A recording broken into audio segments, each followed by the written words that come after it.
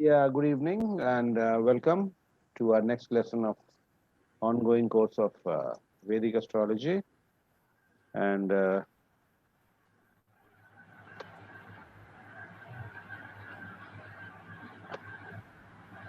कल हमने पढ़ा basics are over now. Finally, basics are over and we are going to start with we had introduction to predictions हमने कल शुरू कर दिया था. So we are going to start taking our predictions now. सारा background आपका ready है. You know all that is needed to know now. And if there are doubts, then you can listen to the videos or you can always be in touch with me. जो planets और houses के जो roles होते हैं, strengths and weaknesses होती है, malefics और benefics का concept सारा कुछ हमने पढ़ लिया है, divisional charts पढ़ लिया है.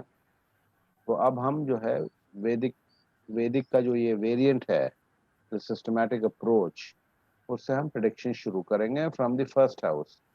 तो फर्स्ट हाउस से हम सबसे पहले किसी भी एस्ट्रोलॉजी के कोर्स में किसी भी there is a chronology to be followed. ये फर्स्ट हाउस से सबसे पहले हम लॉन्गेविटी देखते हैं. लॉन्गेविटी यानी कि आयु निर्णय, आयु what longevity is a person blessed with.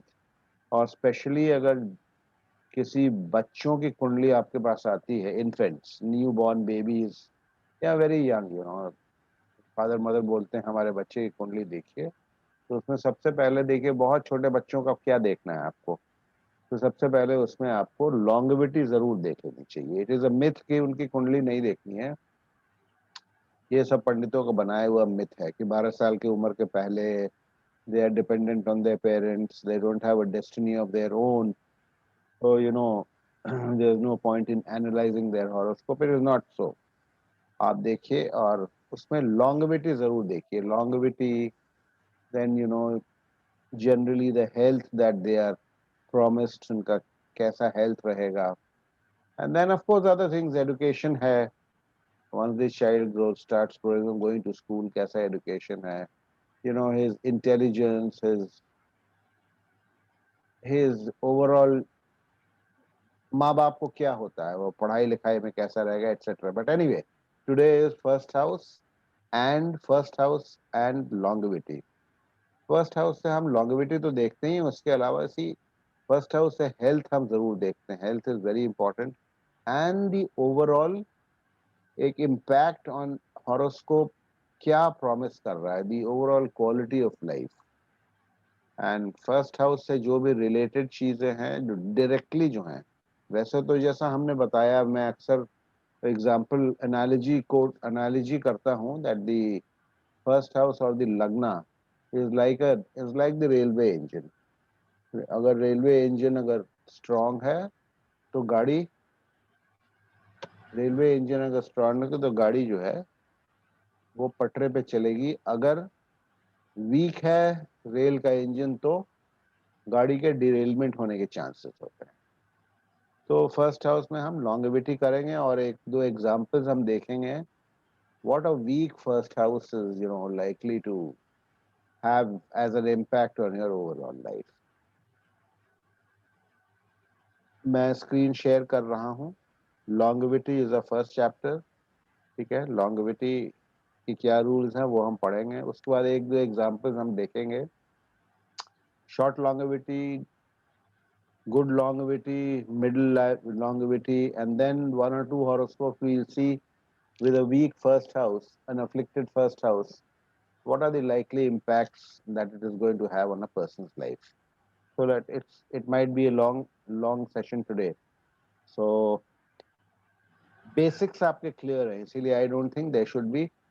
And my request to all of you is, videos तो अपनी जगह हैं, एक notebook और pencil आप अपने पास जरूर रखिएगा. So that first house से related, longevity से related rules आप कम से कम नोट डाउन कीजिए. मे बी आपको टाइम नहीं मिलेगा वीडियो ध्यान से सुनने का, तो एक आपकी डायरी मेंटेन हो जाएगी. पीडीएफ भी मैं भेजूंगा, हो सकता है पीडीएफ आपको देखने का, कंप्यूटर खोल करके करने का मौका नहीं मिलेगा. और अगर आप डायरी में नोट करते जाएंगे तो it comes in very handy. बाद में वो रेडीमेड आपका मटेरियल रहेगा. तो एनीवे, चलिए मैं स्क्रीन शेयर कर रहा हूँ.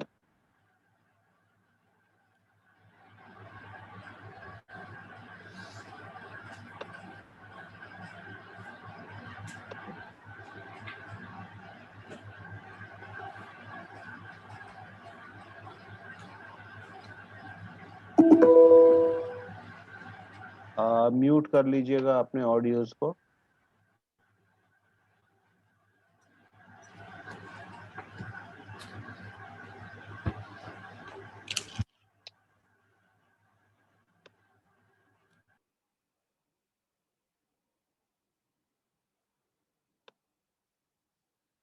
खुल गया है ना?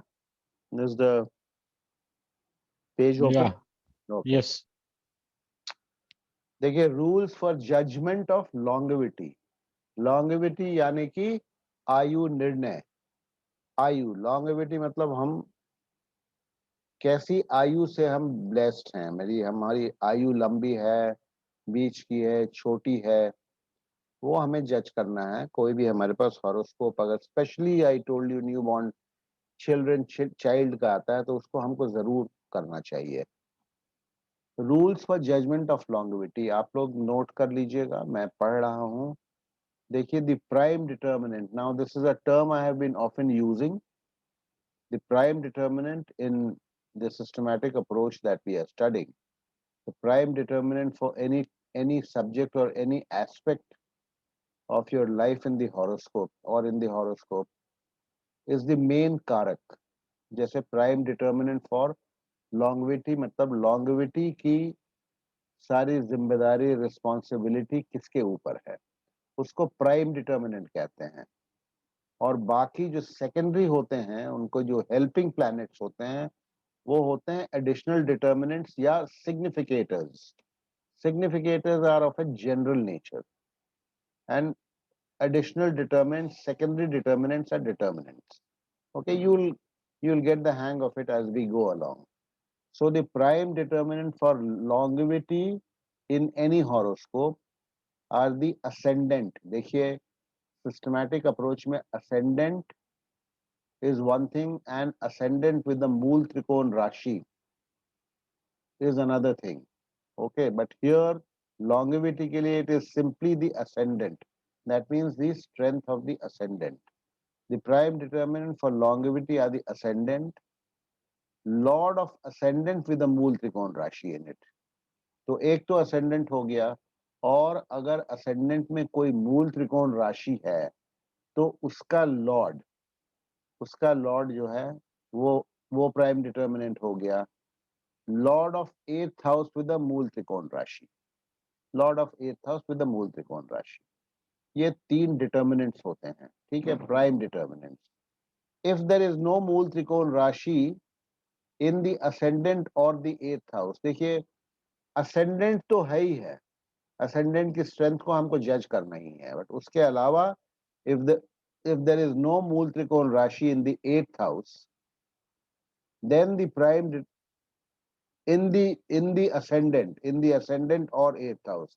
अगर लग्न में कोई मूल त्रिकोण राशि नहीं है और 8वें में भी कोई मूल त्रिकोण राशि नहीं है, then prime determinant for longevity becomes the ascendant, ascendant तो रहेगा ही, and lord of the 12th house with the mool त्रिकोण राशि। इफ देयर इज नो मूल त्रिकोण राशि इन असेंडेंट 8th एंड 12th, तीनों में अगर मूल त्रिकोण राशि नहीं है तो असेंडेंट तो रहेगा ही, और उसके साथ में the prime determinants are the ascendant and the आयुष कारक। सैटर्न जो है वो आयुष कारक होता है किसी भी हॉरोस्कोप में। आयु का ओवरऑल जनरल सिग्निफिकेटर सैटर्न होता है। तो अगर मूल त्रिकोण राशि लग्न में नहीं मिल रही है, 8वें में भी नहीं मिल रही है और 12वें में भी नहीं मिल रही है, तो हम फिर लॉन्गेविटी के लिए असेंडेंट लग्न को और सैटर्न को प्राइम डिटर्मिनेंट मानते हैं। इनसे हम लॉन्गेविटी को जज करेंगे। और अगर मूल त्रिकोण राशि लग्न में है तो उससे करेंगे, 8वें में है तो उससे करेंगे, 12वें में है तो उससे करेंगे। Second and 7th houses also play a role as मारक हाउसेज। और देखिए, हमने बताया था द सेकेंडरी और सप्लीमेंट्री डिटर्मिनेंट्स, सप्लीमेंट्री मतलब ये हेल्प करते हैं for longevity are sun and moon.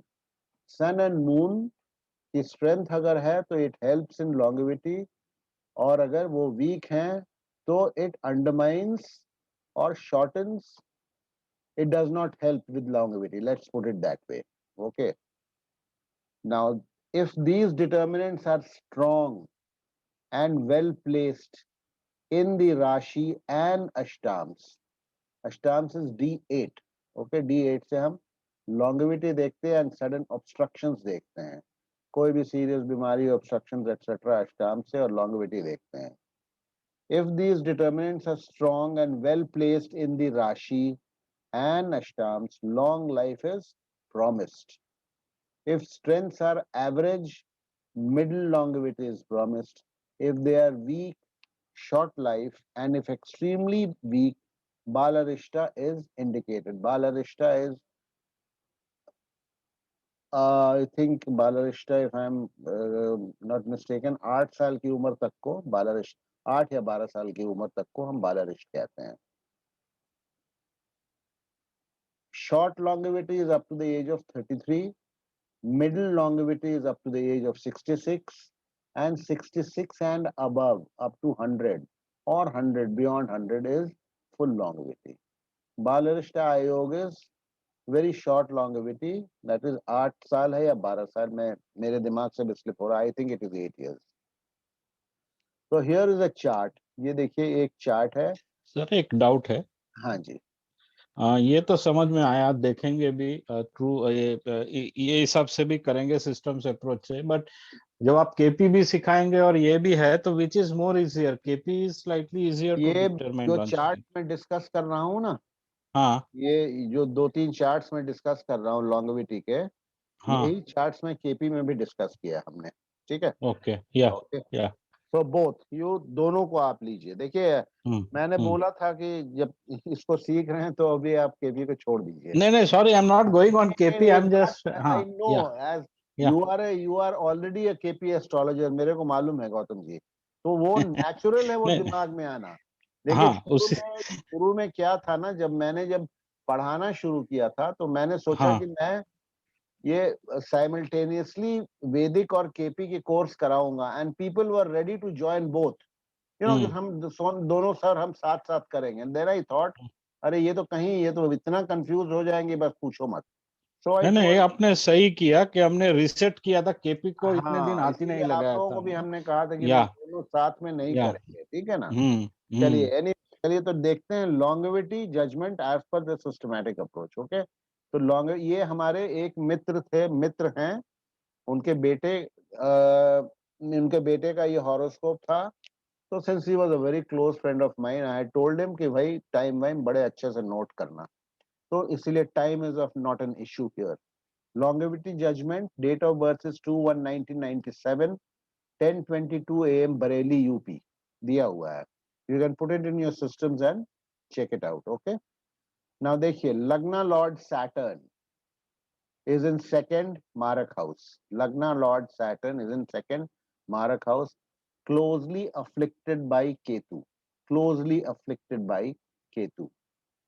Lagna Lord and Saturn are prime. Lagna Lord and Saturn are prime determinants for longevity. Okay, for longevity. Lagna Lord and Saturn both same है यहाँ पर. मूल त्रिकोण राशि है. ठीक है. लग्ना लॉर्ड. तो अगर सैटर्न वीक हो गया अफ्लिक्ट होने से, तो lagna also becomes weak to some extent. Moon, the secondary determinant for longevity or the overall general significator. Moon, secondary determinant for longevity, is ill placed in the 8th house. Ill placed in the 8th house. Dispositor of Sun, the other determinant for longevity, is Jupiter. Which is weak on account of being in 12th and in infancy. Jupiter थोड़ा सा infancy में है, 1.43 में है. तो dispositor of Sun, the other determinant for longevity, is Jupiter, which is weak on account of being in the 12th and in infancy. The other prime determinant for longevity, Lord of 8th house, Mercury, is badly combust. These factors alone in the Rashi chart alone were sufficient to deny even a short life. The need for looking at the Navamsha or Ashtamsa was actually not there. Yet in the Ashtamsa, Saturn the Ayush Karak is in 8th with Rahu and Ketu. अष्टामता भी हम देख लेते हैं.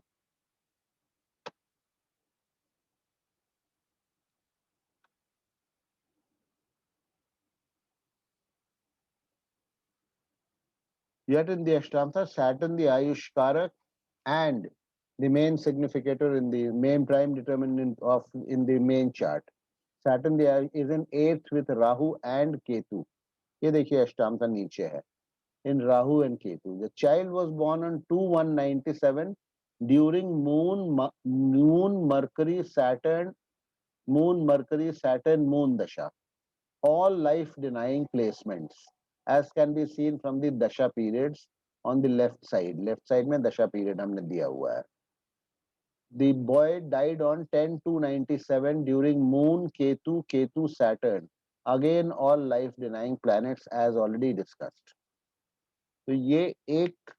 अच्छा, दूसरा क्या है कि अगर देखिए if a child is born, child का एक चीज हमें ध्यान रखना है, चाइल्ड का बॉडी बहुत वीक होता है. And if he is born with these combinations and in a and in Markesh dashas or dashas of weak determinants of longevity, तो फिर उसकी लाइफ बहुत ही शॉर्ट हो जाती है. ये डिटर्मिनेंट्स तो हैं अपनी जगह, but if he were born से इन अ दशा और अंतरदशा, जो कि लाइफ डेथ गिविंग प्लैनेट्स की नहीं होती, तो शायद बालारिष्ट योग नहीं होता. लेकिन ही वॉज बॉर्न इन, ये सारे वीक हैं. Moon mercury Saturn moon, died on moon Ketu Saturn. ये सारे जो है ना, मून देख लिया हमने, केतु देख लिया सेकंड हाउस में है, और सैटर्न हमने देख लिया सेकंड हाउस में है, मारक हाउस में है, अफ्लिक्टेड है. ठीक है, मेन कारक है, मेन प्राइम डिटर्मिनेंट है लॉन्गेविटी का, और इसमें आपका वो चला गया है 8वें भाव में राहु और केतु के साथ. ठीक है, इसमें आप देखिए अष्टांश में क्या हो गया है, वो उच्च का हो गया है सैटर्न. लेकिन क्या बताया था हमने डिविजनल चार्ट में, a planet will not gain in strength. Okay, it will lose strength, it will never gain any strength. It can lose strength, so it has gone to the 8th house. ये 7th में आने से उसको कुछ additional points नहीं मिलते हैं. जो हम क्वांटिफिकेशन हमने जो देखा है उसमें एडिशनल पॉइंट्स नहीं मिलते हैं. तो आप लोगों को मालूम है, दिस भी वो हम पढ़ चुके हैं. ठीक है ना. तो ये इसमें this boy, he was cursed with the Balarishta yoga, he passed away, जल्दी उनकी डेथ हो गई. ये एक एग्जांपल है. ठीक है, इसको हम सेम चार्ट हम केपी में डिस्कस किए हैं. जब केपी हम पढ़ेंगे, केपी के जो प्रिंसिपल्स रूल्स हैं फर्स्ट हाउस सबलॉर्ड से, हम we have discuss the same chart.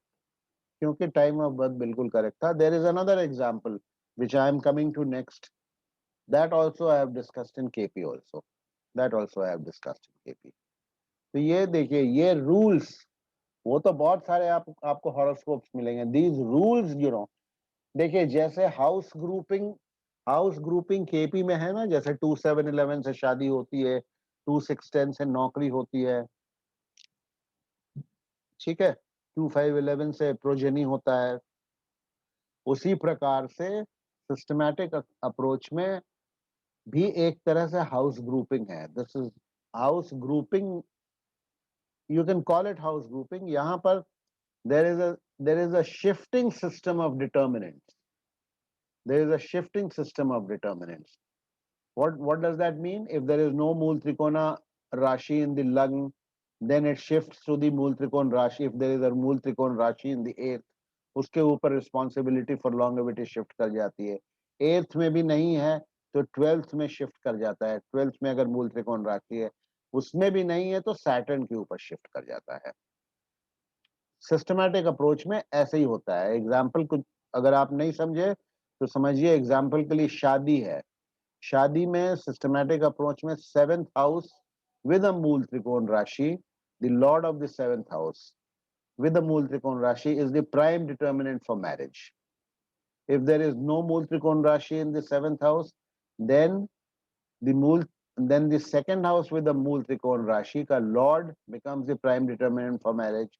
Second house में भी अगर मूल त्रिकोण राशि नहीं है तो फोर्थ हाउस का लॉर्ड विद द मूल त्रिकोण राशि becomes prime determinant. उसमें भी नहीं है तो एथ हाउस का Lord with the prime determinant becomes the prime determinant for marriage.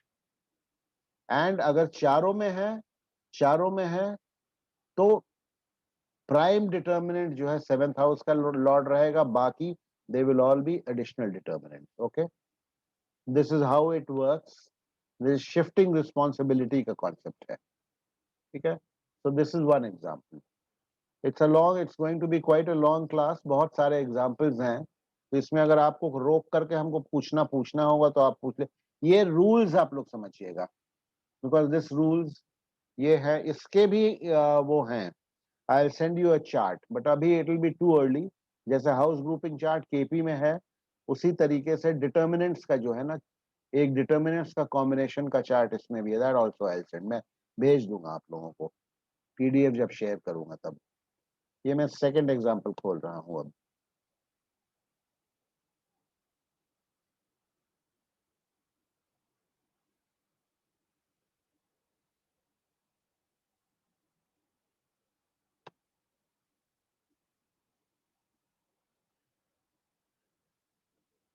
देखिए, दिस इज अनदर सेकंड, ये सेकंड एग्जांपल है.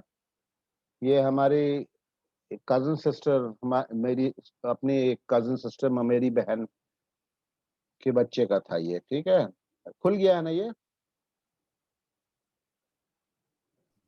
Yes sir. हाँ, डेट ऑफ बर्थ दिया हुआ है ऊपर, पटना. ठीक है, 14:50 PM पटना. देखिए,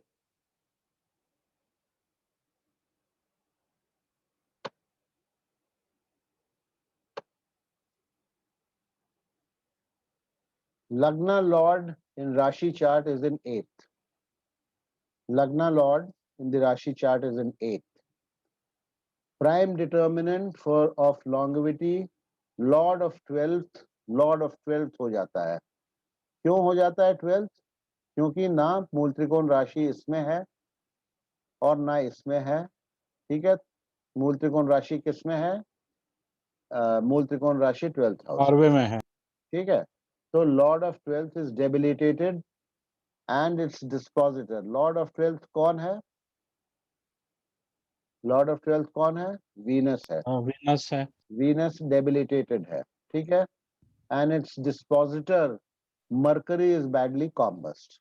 मरकरी इसका डिस्पोजिटर जो है, it is badly कॉम्बस्ट.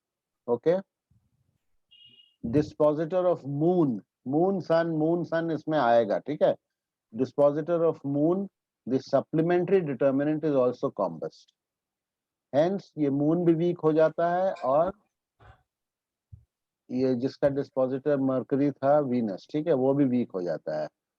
Dispositor of moon, the supplementary determinant is,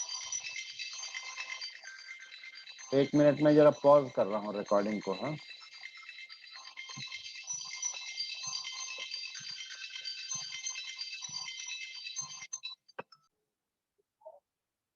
okay, sorry. So where were we? Supplementary determinant also combust. Hence prime and supplementary determinants are both extremely weak. Rahu aspects 8th house closely. Ketu is in 6th. Ketu is in 6th house of disease. Saturn the Ayush Karak is in own Mool Trikon, but debilitated in Ashtamsa.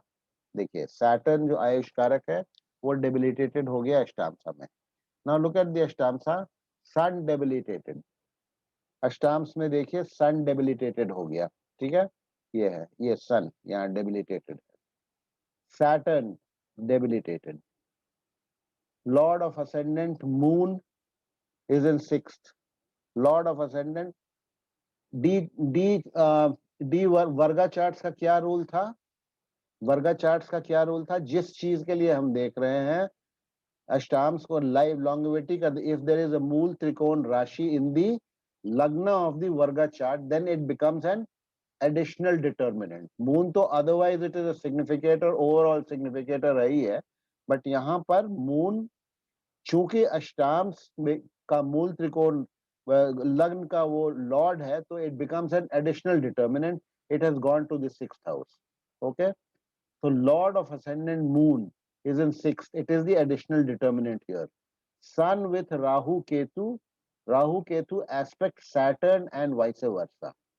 Rahu aspects 8th as does Ketu. Child lived only for a few months.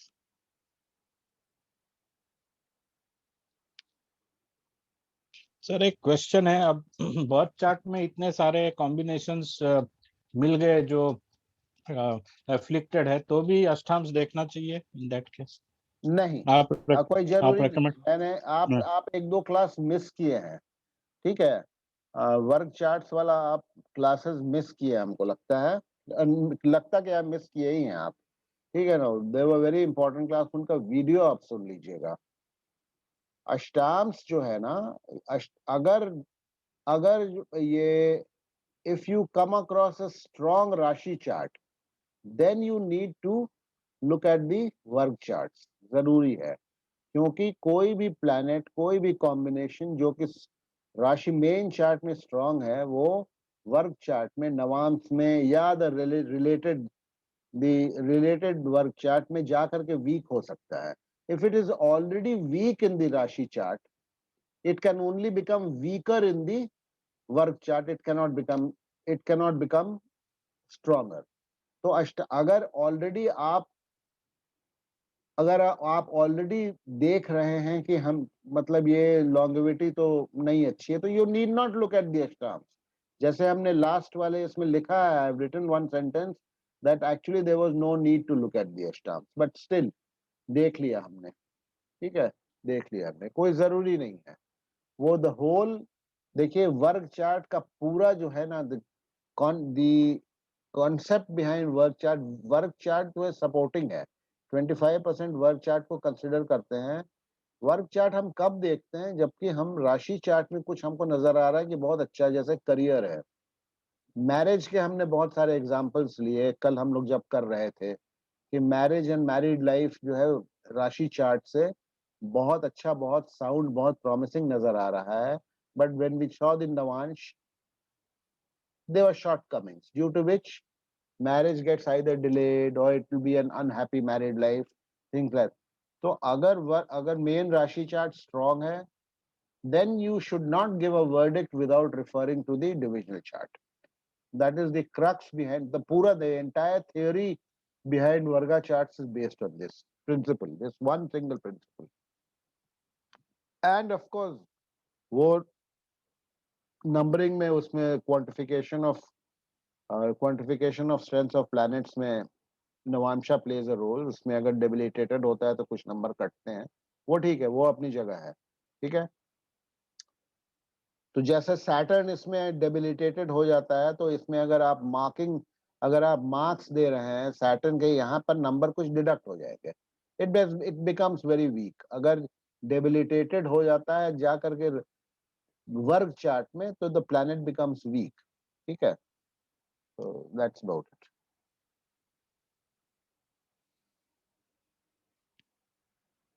But देखिए, वो be very very, उसको देख करके एकदम मुंह पे नहीं बोल देना है कि ऐसा लग रहा है. You have to tell them diplomatically कि भाई थोड़ा देखिए इनका, मतलब हेल्थ वेल्थ का देखिए, डॉक्टर से दिखाइए, थोड़ा इलाज वगैरह ठीक से करवाइए. अगर आप नहीं ठीक से करवाएंगे तो they could be serious problems. इस तरीके से बोल करके करना होता है. ये तो खैर हमारे कजन का था. आई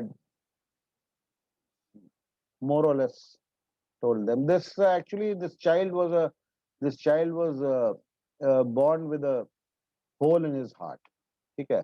तो both cases I have discussed in KP में हमने इसका longevity भी डिस्कस किया है, और इसका जो हार्ट में जो होल है वो भी KP में डिस्कस किया है, how that was also justified. It's a very interesting horoscope. आप लोग KP में जो लोग मेरे साथ रहेंगे, ये Mr. Anthony and Mr. Vijay Kumar, if you remember, I have discussed this horoscope. Born with a hole in the heart, and this longevity also, you open your Yes, sir. videos, you will come across the same horoscope. And in the health In the health part also I have discussed this horoscope. So anyway, चलिए ठीक है, it's pretty straightforward and simple. Go to another one. एक देख लेते हैं हम good longevity का, ठीक है।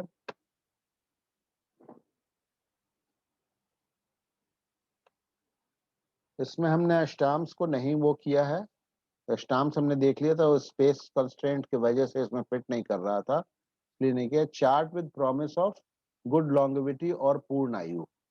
Determinants of longevity, the prime determinants for longevity are 1 lord of the ascendant with a mool त्रिकोण राशि। ये रिपीट किया हमने, ठीक है। In case there is, I have repeated the rules. In case there is no multikon Rashi in the ascendant, the prime determinants are the ascendant and the lord of the 8th house with a multikon Rashi. In case there is no multikon Rashi in both ascendant and 8th house, then prime determinants are the ascendant and lord of 12th house with a multikon Rashi. In case no MTR is in 8th and 12th houses, the prime determinant become ascendant and the significator for longevity, that is Saturn, the Ayush Karak. Number 5, if there is a MTR in the ascendant of the Ashtams, the rule that I was talking about, the lord of the ascendant becomes an additional determinant. 6, supplementary determinants of longevity, sun and moon. In addition to all this, other benefics if strong, and influencing the determinant favorably, good longevity is promised. In this chart, the prime determinant for longevity, moon, is well placed and strong. Prime determinant for longevity, moon, is placed in the 9th house at 18 degrees, well placed and strong. Okay? Saturn, the significator, well placed. Okay? Saturn is well placed in the 2nd house. Sun is well placed. Benefics, Mercury, Venus are also strong with a strong dispositor. He is currently in his 90s. Afflicted Mars did pose some health problems. Note that no planets are stationed in 6th, 8th, and 12th. Combinations in the Ashtams also promise good longevity. So this is a horoscope with no apparent, and Ashtams also has been checked out, no apparent weakness to the life-giving planets. No apparent weaknesses appear to the life-giving planets. So apparently ठीक ठाक है, you know. Saturn भी देखिए, we look at the functional malefics, Jupiter and Saturn, they are together in the 2nd house, but they are at a distance, and none of them affect the MEP of the 2nd house. Okay, I told you know that the functional malefic planet can also be strong. They need not be always weak. They are not affecting the MEP. The MEP is 24 degrees, 23.46, and Jupiter is at 2 degrees, Saturn is at 12 degrees. So they are not impacting the MEP. Okay. So most of the planets are strong. Most of the longevity given planets are well placed and strong. So this person, इनका कुछ Mars afflicted Mars है, did pose some health problems. Health problems तो थोड़ा बहुत होता ही है. Note that no planets are stationed. देखिए ये जो systems approach हम लोग पढ़ रहे हैं, systematic approach, इसमें 6th, 8th and 12th में अगर planet नहीं होता है, that is a good sign. It is a sign that you know half the battle of the horoscope is won there and then. Agar, of course, I mean, you know, other planets, they can be weak in other houses also, even in benefics, if they are afflicted or afflicting, they can be weak. Okay? But most likely, 6th, 8th और 12th अगर खाली रहता है तो कुछ problems अपने आप sort out हो जाते हैं. ठीक है, तो दिस इज देखिए अपेरेंटली ठीक ठाक है हॉरोस्कोप. ये मार्स थोड़ा सा राहु के चलते जो है, राहु के चलते हम कहते हैं अफ्लिक्टेड है, and that is the lone affliction. And no other severe afflictions are there in the horoscope. So this person, ये मैं अब ये शायद 2 बैच पहले का हमारा बनाया हुआ है right up. this person was in his 90s then. अभी is still around, still there.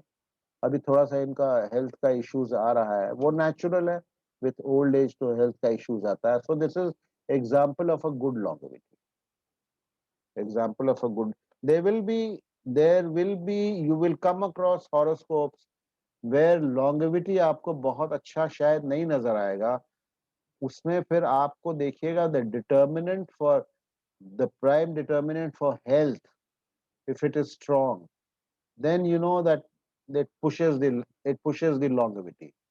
तो फिर वो longevity को कई बार संभाल भी लेता है. Even you'll come across certain horoscopes जिसमें कि longevity आपको लगेगा कि कमजोर है, but if the health significator is very strong, the health house is protected, that person will fall ill, but longevity may not be threatened.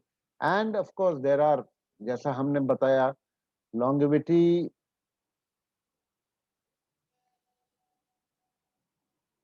Mainly तो longevity देखिए, अगर आपके पास कब आएगा longevity देखने के लिए, अगर कोई आदमी या तो बच्चे का आएगा हॉरोस्कोप, कोई नहीं बोलेगा कि हाँ longevity देखिए. हाँ, अगर बीमार होगा तो बोल सकता है कि हाँ देखिए ये बचेगा कि नहीं बचेगा, बट अदरवाइज बच्चे का आता है तो उसके सबसे पहले आप longevity देखिए. अदरवाइज फिर अभी आएगा, आपके पास आएगा कोई बीमार है सीरियसली तो उसका हॉरोस्कोप आएगा कि प्लीज चेक देखिए क्या है, इसका बचने की उम्मीद है. Then there you have to check the longevity. अभी मेरे पास एक लॉन्गेविटी का एक केस आया था, वो उसका वीडियो मैंने डाला है अब 8-10 दिन पहले. मेरे इसमें है, आप यूट्यूब में आप देख सकते हैं. वो केपी से हमने किया था, केपी से वो हमने किया है. ठीक है, उसको अभी हमने इससे वैदिक से देखा नहीं है, टाइम नहीं मिला है, मैं देखूंगा उसको वैदिक से भी. उसको केपी से किया था, where in I had predicted कि ये शायद tomorrow is very critical for him, और वो ठीक निकला था, सही निकला था. चलिए ठीक है, फिर ये एक एग्जाम्पल है.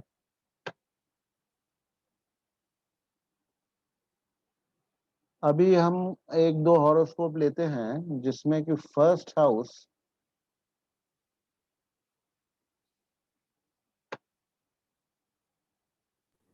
सर एक क्वेरी था. हाँ बोलिए ना. सर ये जैसे प्राइम डिटरमिनेंट लगना लॉर्ड विथ एमटीआर लेते हैं तो फिर दूसरे को देखने की जरूरत नहीं है क्या? हाँ क्या चीज? सर जैसे प्राइम डिटरमिनेंट ऑफ लॉन्गेविटी. नहीं नहीं नहीं, वो सारा कॉम्बिनेशन देखना है, खाली एक अकेले को नहीं देखना है. ऐसा नहीं है कि पहले यदि वो उस पे फंस जाता है, मतलब उस अपने क्राइटेरिया में आ जाता है सर, तो फिर दूसरे को छोड़ देंगे, सबको देखिए. छोड़ना नहीं है, सारा कॉम्बिनेशन देखना है. You have to take an overall, और उसके बाद देखिए वो दशा अंतरदशा क्या चल रही है. ठीक है, उसके बाद देखिए, एक पर नहीं है. देखिए वो एडिशनल डिटर्मिनेंट्स तो सन और मून तो है ही है ना. सन मून है सर, सन मून है, फिर एर्थ हाउस लॉर्ड सर, फिर असेंडेंट है. असेंडेंट की स्ट्रेंथ आपको देखना है. Even if it is a non मूल त्रिकोण राशि, तो आपको असेंडेंट की स्ट्रेंथ को देखना है. वो अफ्लिक्टेड तो नहीं है कहीं असेंडेंट. ठीक है, उसमें आपको सर एर्थ को भी देखना है सर. एर्थ को भी देखना है. एर्थ में अगर मूल त्रिकोण राशि है तो देखना है. ठीक है, अब हम देखते हैं. देखिए फर्स्ट हाउस हम स्टडी कर रहे हैं. फर्स्ट हाउस के वीक होने से क्या क्या हो सकता है. फर्स्ट हाउस के वीक होने से क्या क्या हो सकता है. We are studying the first house से. शुरू में हम लोगों ने पढ़ा था हाउस वाइज रिप्रेजेंटेशंस क्या होते हैं. पहला भाव से हम क्या क्या देखते हैं, पहले भाव से हम क्या क्या देखते हैं. और बॉडी ऑर्गन्स में जो है, ब्रेन को देखते हैं, आपके चेहरे को देखते हैं. ब्रेन को ज्यादा, हेड को देखते हैं, स्कल को देखते हैं. फिर हेल्थ फर्स्ट हाउस से देखा जाता है. ठीक है, ब्रेन से रिलेटेड या सिर से रिलेटेड या कोई भी इस तरह की डिजीज, मेंटल प्रॉब्लम्स, ये सब हम फर्स्ट हाउस से देखते हैं. फर्स्ट हाउस से ओवरऑल लाइफ भी देखते हैं, एक्सीडेंट्स भी देखते हैं. फर्स्ट हाउस कनेक्टेड विद एथ एटसेट्रा एटसेट्रा, सारा कुछ देखते हैं. और हेल्थ तो जरूर देखते हैं फर्स्ट हाउस से. तो ये एक हॉरोस्कोप है. ये हमारे फर्स्ट इनिशियल बैच में हमारी एक लेडी स्टूडेंट थी, उनके हस्बैंड का है. ठीक है, उन्होंने खुद ही हमको ये आई हैड आस्क्ड हर कि मैं ये रिवील, नाम तो नहीं रिवील किया, डेट ऑफ बर्थ वगैरह. उन्होंने बोला था ठीक है, हाँ, because she only had said कि इसको डिस्कस करना चाहते हैं हम. तो देखिए ये है रिजल्ट्स ऑफ अफ्लिक्टेड लग्ना oblique Saturn and moon combination. देखिए ये मैं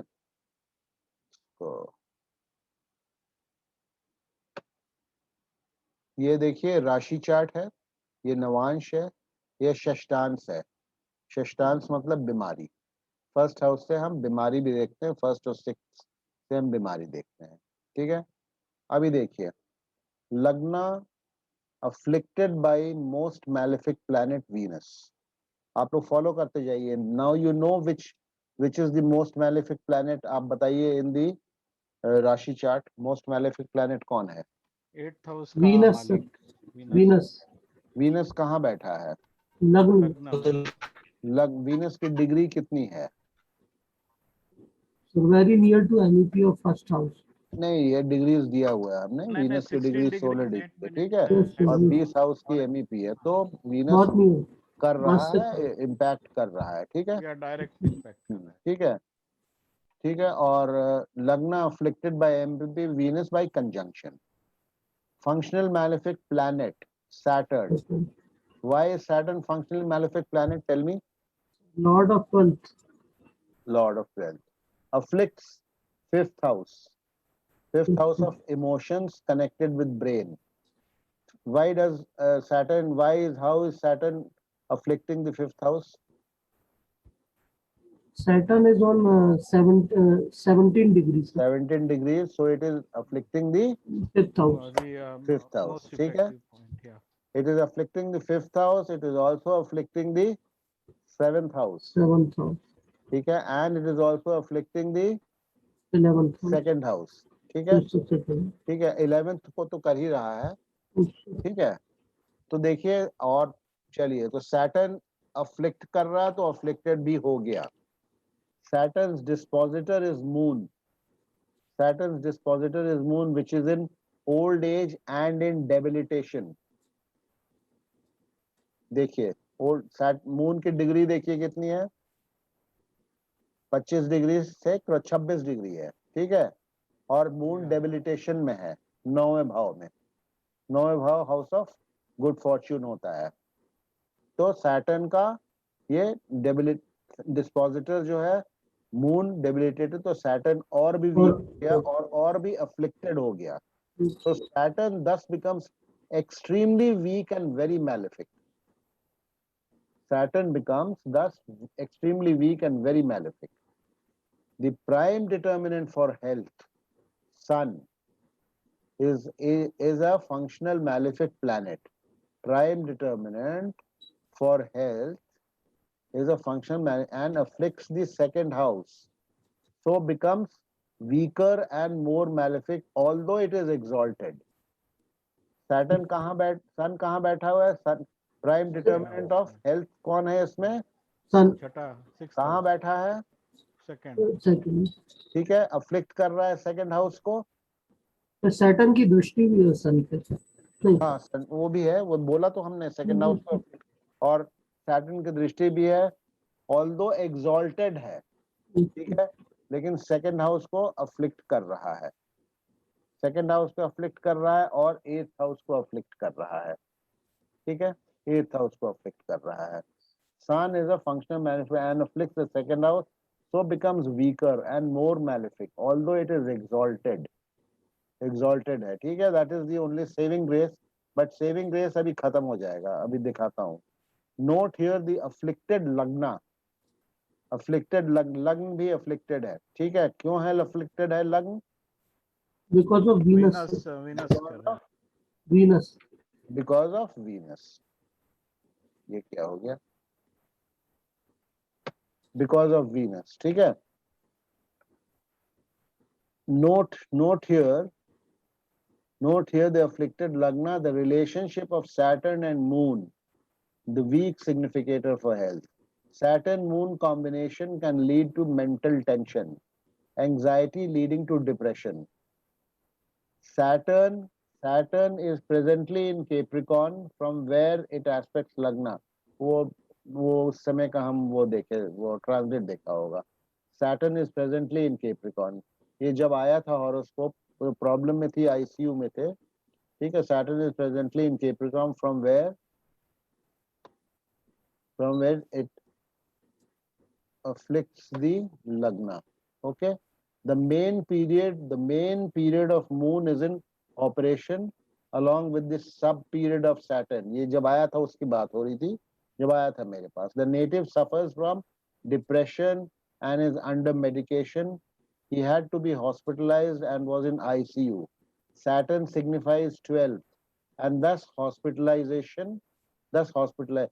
The Saturn sub period is up to July 2021. अभी जो चल रहा है.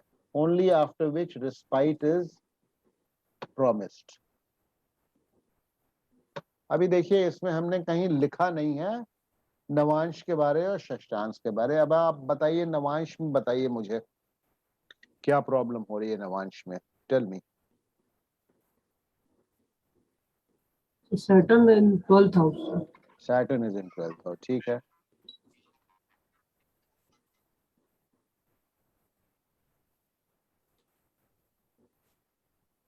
मेन सिग्निफिकेटर फॉर हेल्थ जो है वो कहाँ है? सन भी डेबिलिटेटेड है. मेन सिग्निफिकेटर फॉर हेल्थ कहाँ गया? Mercury, sir. नहीं, main significator for health in the main chart. In the कौन main है? chart. कौन Sir, है? sun है, sun है. सन कहाँ है नवांश में? Sir, 10th house में. 10th हाउस में तो है, लेकिन क्या है 10th हाउस में? वो डेबिलिटेटेड है. Debilitated है. डेबिलिटेटेड है. हाँ. ठीक है, नीच का हो गया वो. Yes, sir. ठीक है, नीच का हो गया. और सन जो है फंक्शनल मैलिफिक है नवांश. नवांश में sun is a functional malefic, debilitated in the navamsha. So it has lost. यहाँ जो थोड़ा इसने एक्सॉल्टेशन की वजह से स्ट्रेंथ को गेन किया था, वीक तो ऑलरेडी ये हो गया था.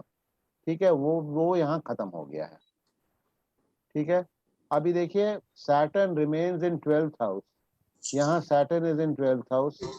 ठीक है, यहाँ सैटर्न इज टोटली वीक. षष्ठांश में देखिए, षष्ठांश में आइए, और वो जरा म्यूट कर लीजिएगा प्लीज, किसी की आवाज आ रही है. षष्ठांश में देखिए, षष्ठांश में main significator for longevity and serious disease. Serious disease कौन है? ये वीनस जो है यहाँ का. वीनस यहाँ जो अफ्लिक्ट कर रहा था, Venus has gone to the 12th house.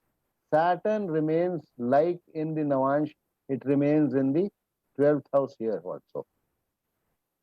It remains the 12th house. ठीक है, अब ये षष्ठांशा में लग्ना लॉर्ड भी है सर, सैटर्न. वो अब आप लोग बताइएगा ना, लग्ना लॉर्ड का क्या सिग्निफिकेंस है षष्ठांश में?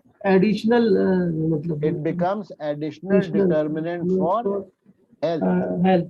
Health, and it has gone to the 12th house. ठीक है, ठीक है. एंड वीनस जो आपका यहाँ का जो 8th का लॉर्ड है, जो यहाँ अफ्लिक्ट कर रहा है, that has gone to the 12th house. ठीक है. Mercury functional malefic of the shashtamsha is aspecting Mars and Jupiter. ठीक है. हेल्थ का 6th हाउस का लॉर्ड मून जो है, विच इज मून और सैटर्न हम पढ़ चुके हैं. मून और Saturn which is playing a big role in his depression etcetera. It has come with Rahu and Ketu in the षष्ठांश.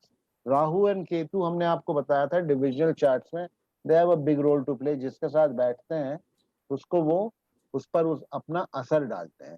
But यहाँ मेन कल्प्रिट जो है ना, इसमें देखिए नवांश में सन जो है ना, ये जो यहाँ नीच का हो गया ना, that is actually the main culprit that is playing havoc. And Saturn sitting in the 12th house in the Navansh and in the Shashtams, ये मेन प्रॉब्लम्स हैं. वैसे तो राशि chart itself is very weak. ये सारा कुछ जो है, आप इसको अगर हम नहीं भी दिखाते तो all that I have written is, you know, the राशि चार्ट is sufficient to, जो इनके साथ ये सब हुआ है, ये राशि चार्ट में काफी जो है अच्छे तरीके से इसको जस्टिफाई कर रहा है. whatever has happened with him, this person. अब मैंने नाम यहाँ डेट वगैरह नाम तो नहीं किया है. He doesn't have a very good married life also. Saturn जो है इनका, इसको भी देख रहा है. मैरिज के लाइफ को, स्पाउस के लाइफ को देख रहा है। मैरिज का जो मेन सिग्निफिकेटर है Mercury, that is you know that is combust by by functional malefic Saturn. जब सन फंक्शनल मैलिफिक हो करके अगर वो अस्त करता है, कॉम्बस्ट करता है, तो वो उसका असर ज्यादा खराब होता है। तो ये प्रॉब्लम यहाँ हो गई है। तो इनका ओवरऑल जो है वो सेकंड हाउस को देखिए, फिर सैटर्न सेकंड हाउस को एस्पेक्ट भी कर रहा है, ठीक है, 7, 8, 9, 10। Second house is another house for marriage and married life. And Venus जो है house of marital bliss, house of marital bliss has gone to the lagna. So I know this person personally, he doesn't have a very good life.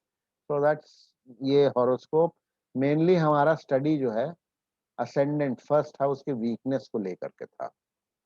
हालांकि पूरा horoscope हमने discuss कर लिया, लेकिन इनकी first life को, इनकी दशा अंतर दशा भी जो चल रही थी, अभी क्या इनका लेटेस्ट अभी क्या है मुझे ठीक से पता नहीं है, बट हमने बताया था सैटर्न सब पीरियड जो है इनका जुलाई 2021 जो अभी चल रहा है तक था, only after which some respite is promised. So this is one horoscope. देखिए आप लोग केपी के मतलब all of you were just wanted to learn KP, but without this, अब इसको आप केपी ये सारे हॉरोस्कोप्स हमने केपी में भी डिस्कस किए हुए हैं।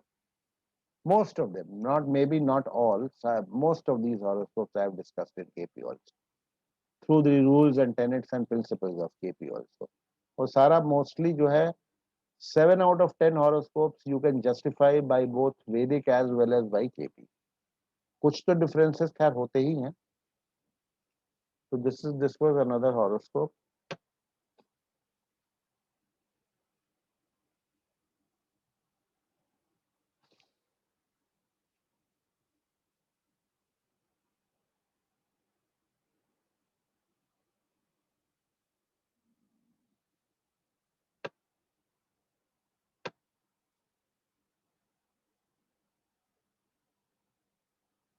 This is a chart with promise of short to middle longevity. बहुत न short न बहुत लंबा, तो मतलब मिडिल लॉन्गेविटी। ठीक है, खुल गया है ना chart?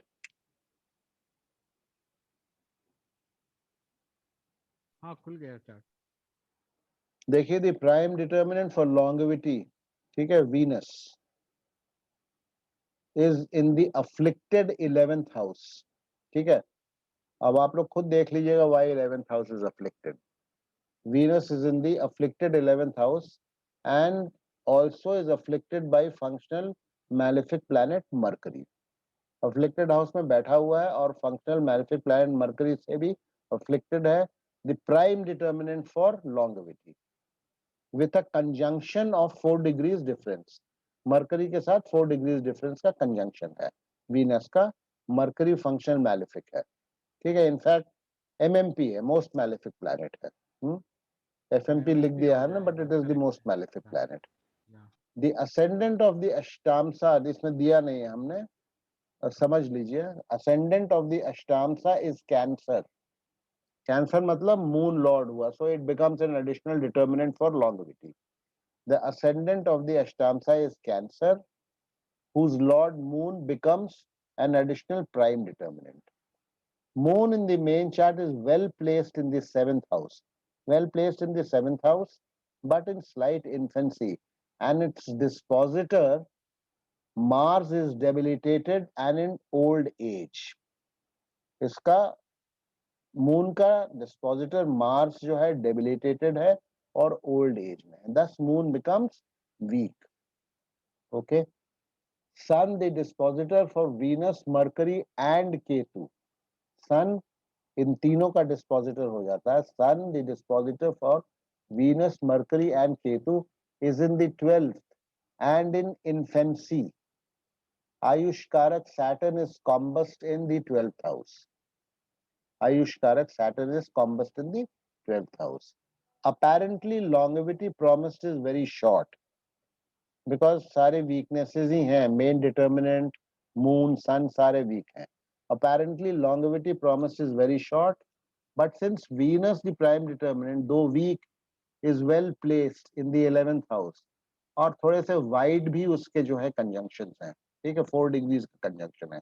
Venus, the prime determinant, though weak, is well placed and at a distance of 4 degrees from the MMP. It had enough strength to give the native a lifespan of 35 years.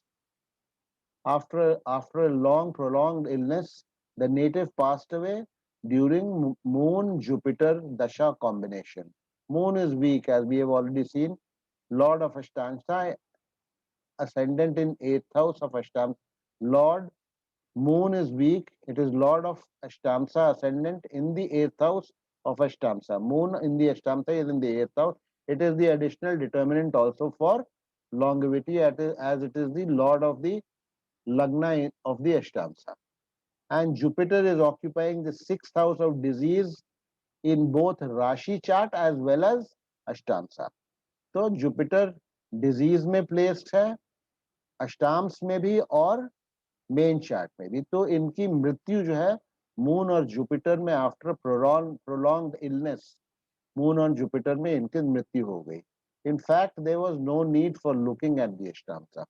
In fact इसमें भी हमने लिखा है without the ashtamsa also you could have said that बहुत अच्छी longevity promise नहीं है. Probably in longevity was prolonged because death giving dasha pratyantar दशा पीरियड्स नहीं शायद आए होंगे उसके पहले. हमने उतने डिटेल में जा करके नहीं देखा भी होगा तो अभी ध्यान नहीं है मुझे. But anyway I told you because Venus, देखिए प्लेसमेंट का भी जो है ना स्ट्रेंथ मिलता है. प्लेसमेंट का you know that 11th is the most benefic house in the horoscope, that we have already discussed quantification of strengths में. 11th is the most benefic house in the horoscope, so sitting there gives some additional marks. Plus Venus is not in very close conjunction with the MMP. 4 degree के फासले पर है, तो कमजोर तो हो गया है बट 4 डिग्री के फासले पे है. That is why probably it could give an age of 35 to this person. बालरिष्टा या and 35 क्या है, 33 is the short longevity, 33 तक माना जाता है. तो he just crossed 33 and 35 years के age में he passed away. So this is chart with promise of short to middle longevity. Had Venus been slightly more stronger, Moon been slightly more stronger, ठीक है, तो फिर थोड़ी सी उम्र बढ़ जाती, 40-45 साल हो जाती, ये हो सकता था.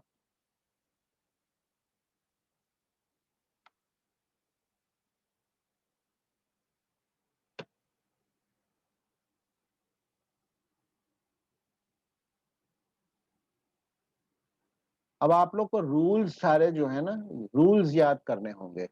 नेक्स्ट जो भी हमारा होगा, I think it is career होगा या जो भी होगा, अभी देखना पड़ेगा मुझे उसके रूल्स. इसकी भी हाउस ग्रुपिंग तो नहीं है, लेकिन हाँ डिटर्मिनेंट्स के जो है ना एक चार्ट है, वो आप लोगों को मैं बता दूंगा, भेज दूंगा. और इसमें आज क्या रह जाता है, चार्ट भेज देंगे तो अच्छा रहेगा. भेज देंगे. ये वाला, ये क्या था,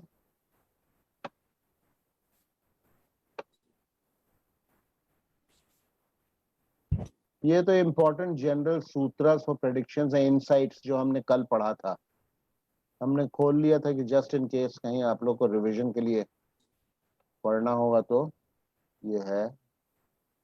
गौतम जी आप 2-3 इम्पोर्टेंट क्लास मिस कर चुके हैं. आप वीडियोस को ना सुन लीजिएगा, पढ़ भी लीजिएगा.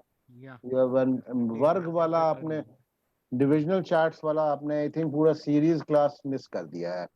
दैट इज वेरी इंपॉर्टेंट, क्योंकि अटेंड किया था डिविजनल चार्ट का. सेकंड डिविजनल चार्ट से ठीक है किया था तो ठीक है. नहीं क्योंकि डिविजनल चार्ट्स की स्टडी जो है ना, वो ट्रेडिशनल वैदिक एस्ट्रोलॉजी से और सिस्टमैटिक अप्रोच में थोड़ा सा फर्क है. There is a slight difference. This is more rational and more logical. आपने जो क्लास में कैसे प्लैनेट्स बिठाने डिविजनल चार्ट पे, वो मैंने अटेंड किया था, उसका बाद का मिस किया. हाँ, तो उसके बाद का वीडियो. आपकी आवाज बहुत धीमी आ रही है आज, बहुत हल्की आ रही है.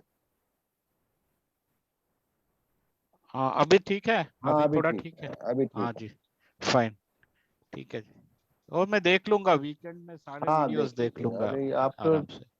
आप तो हैं, आप ऑलरेडी एस्ट्रोलॉजर हैं, तो आपको तो ज्यादा प्रॉब्लम प्रॉब्लम नहीं नहीं होगा, है ना। हम्म, एंड चलिए फिर, आई थिंक हाँ। अभी हाँ 1 घंटा तो हो ही गया है। हेलो अभी हैं, जा नहीं रहे हैं। सर, ये राहु केतु कब मैलेफिक होंगे और कब बेनिफिक होंगे सर? देखिए, राहु केतु का मैं आपको बता देता हूँ। राहु केतु जो वेल प्लेस्ड होते हैं, ठीक है, बेनिफिक हाउसेस में जो राहु, केतु नहीं, राहु केतु का मैं आपको बता चुका हूँ। केतु रेयरली आपको किसी के Relative हॉरोस्कोप miseries. में अच्छा टाइम देता है। उसकी खैर दशाएं भी शॉर्ट हैं, ठीक है। वो 7 साल जो आता है राहु, अगर केतु आता है और साथ में केतु के, देखिए Rahu Ketu is one planet. अगर आपका मरकरी भी वीक है, ठीक है, because mercury, Ketu and Venus वो फॉलो करते हैं दशाएं। अगर आपकी वीनस वीक है और आपका केतु भी वीक है, then you will have a very terrible time in your life, because generally Ketu का 7 साल खराब होता है। मतलब अगर ओवरऑल हॉरोस्कोप बहुत अच्छा है तो खराब नहीं होगा, तो एवरेज या बिलो एवरेज, थोड़ा स्ट्रगल तो कुछ ना कुछ, it is house, it is the planet of miseries, तो प्रॉब्लम तो करेगा। प्लस मरकरी, अभी इनसाइट्स में कल ही हमने पढ़ा है, मरकरी अगर आपका बेनिफिक है, स्ट्रांग भी है, तब भी since it is of dual nature and a fast moving planet, तो ट्रांजिट की वजह से मरकरी में अप्स एंड डाउन्स आपको देखने को मिलेंगे, ठीक है। तो 7 साल Ketu followed by 17 years of mercury, 24 साल, ठीक है। और अगर आपका वीनस भी खराब है, तो फिर ऐसे लोगों का, ऐसे बहुत से एग्जाम्पल्स आपको मिलेंगे। शायद मेरा कहीं देखना होगा, मैंने कहीं नोट किया या इसी में शायद निकलेगा, कहीं इनसाइट्स में भी हमने बोला। तो वो ऐसे हॉरोस्कोप में केतु जनरली किसी का बहुत अच्छा नहीं होता है। बहुत स्ट्रांग हॉरोस्कोप है तो वो संभाल लेगा 7 साल, तो लेकिन जनरली केतु में प्रॉब्लम कुछ ना कुछ आती है केतु। और राहु से मरकरी, हाँ राहु, राहु केतु, केतु का तो राहु, देखिए क्या है कि राहु जहां बैठेगा, अगर मिड पॉइंट पे बैठ रहा है तो खराबी तो करता है वो, लेकिन इफ इट इज, जैसे मान लीजिए कि 4th हाउस में बैठा हुआ है, 10th हाउस में बैठा हुआ है, तो आपको वो बूस्ट तो करेगा, ठीक है। ट्रांजिट में वो प्लैनेट्स या एमईपीज पर जाएगा तो वहां पे खराबी करेगा, वो प्लैनेट्स को भी खराब करेगा। लेकिन अपने दशा में अगर वेल प्लेस्ड है राहु, अपने दशा में, तो वो फायदा देगा। 10th हाउस में प्लेस्ड है तो प्रोफेशन रिलेटेड फायदा देगा आपको।